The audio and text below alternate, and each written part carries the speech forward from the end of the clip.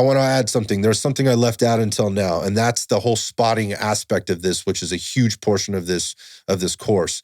As I've said before on other podcasts, I think cool people tend to hang out with other cool people, and I just want to give a huge shout out to Matt Vanderveer, or you might find him on Instagram at Long Range Actual. Matt shoots ELR, and he came down from Northern California to assist with the weekend. And for those of you that are unfamiliar with ELR, 2 miles.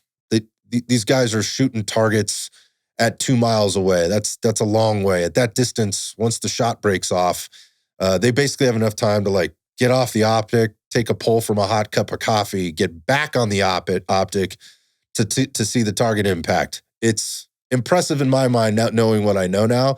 That is a long, long way away. And Matt was out there with Joe, basically on his own time. He just wanted to come down and hang out with the team, and he was spotting and giving us all wind calls. Now, I'm gonna tell you, this could have been like the most impactful period for me the entire weekend.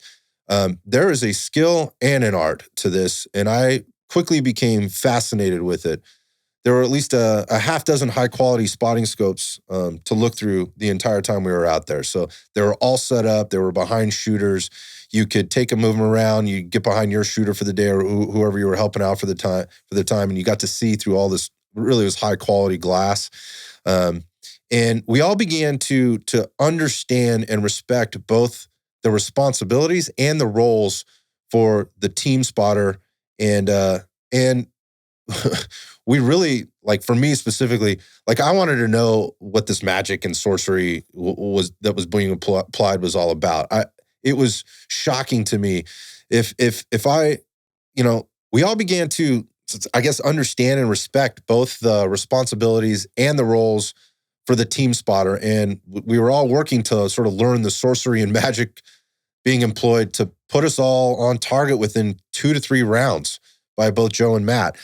This literally turned into obsession for me. If I wasn't behind the gun or jamming mags, slamming snacks, and guzzling water, I was on glass trying to figure it all out.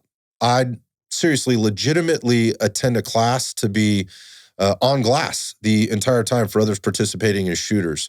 To me, it was that intriguing. Attempting to, read terrain features, wind direction, speed, and just help shooters find impact those targets quickly.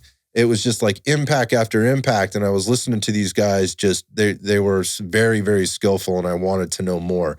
Whole new level of respect for sniper teams out there. So if you're one of those guys, have been one of those guys, or are you're currently doing your thing out there, huge hats off. It was something for me.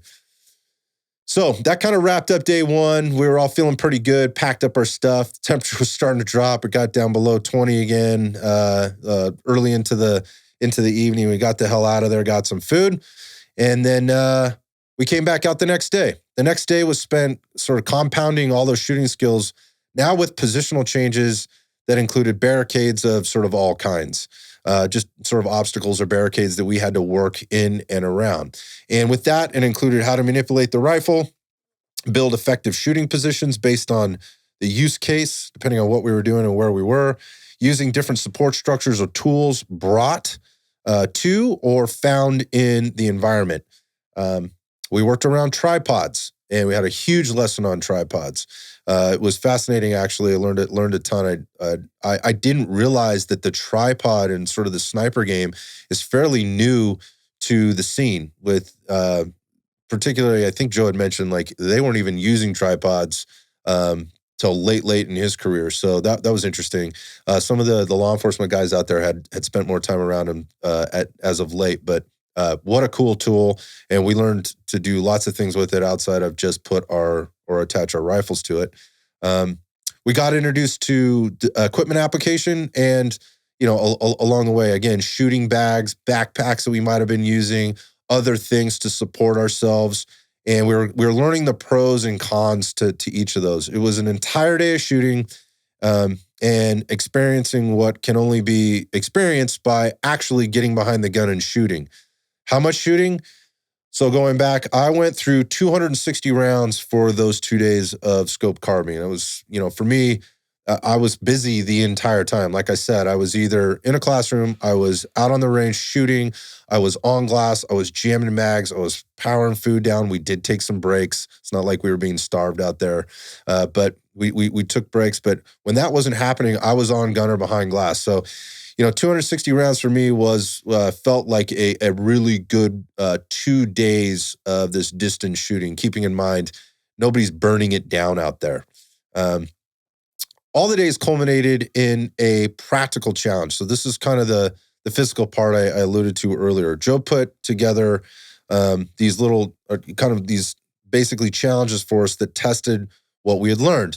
They were, and particularly on the scope carbine, it was a combination of problem solving, movement, efficiency of movement would be included in that. There was definitely physicality and ultimately accuracy. My head got the better of me on this. Wasn't my physical fitness. It wasn't my ability to move or not move. I don't think wasn't even my problem solving skills. I think I kind of set myself up for success right from the beginning. But like I said, my head got the better of me after I struggled on the first target. Frustration crept in. I had missed a couple of rounds, and that was followed by some rushed and poor decision making. Let's just say I was irritated with myself, but after some reflection, right there on the spot, and then even walking away later in the day, I was able to diagnose exactly what I had failed at. Big surprise, it was purely fundamentals. And I'd been the same fundamentals that I'd been, taught, the same fundamentals I had been practicing the entire time until the competition. Lessons learned. I think adding some stress into there, whether you be evaluated or watched by the other members of your class, it wasn't necessarily on a clock. It was more about getting your hits with limited rounds to do that in with a hit requirement. Was what this little game, if you will, was. And I think that's good because I think it puts people in uncomfortable positions. It certainly put me in one and others. Some of the better shooters out there didn't do so hot. Some of the mediocre shooters were doing fine because they slowed it down. So again, a good case for challenging people, and I had a good time with it, albeit I got my ass kicked.